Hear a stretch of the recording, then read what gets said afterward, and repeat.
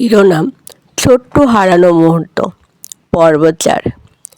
ছাত্রী এবং কুকুরটি পার্কের এক শান্ত কোণে বসে আছে। আকাশে সূর্য অস্তজল, গোলাপি এবং সোনালি আলো চারপাশে ছড়িয়ে পড়ছে। নোটবুকটি খোলা আছে, যার ভেতরে আঁকা ছবি আর হাসির স্মৃতি ভরে আছে। হঠাৎ ছাত্রীটি লক্ষ্য করে পাশের বেঞ্চে বসে থাকা ছোট বাচ্চা ছেলেটি কুকুরটির দিকে তাকিয়ে লাজুক হাসি দিচ্ছে। ছাত্রীটি তাকে নোটবুকের একটি ছোট ছবি দেয়।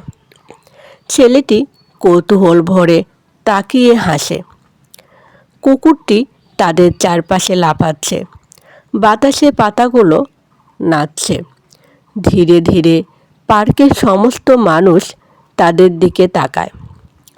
প্রত্যেকের মুখে ছোট্ট হাসি ফুটে ওঠে।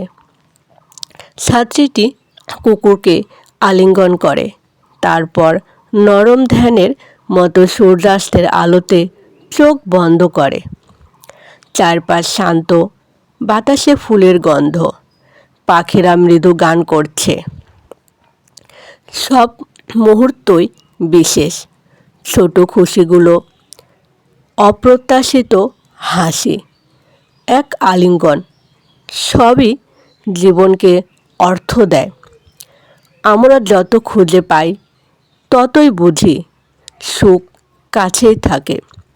হারানো মুহূর্তগুলোই আমাদের মনে সত্যি আনন্দ বয়ে আনে। সুখ কাছেই থাকে।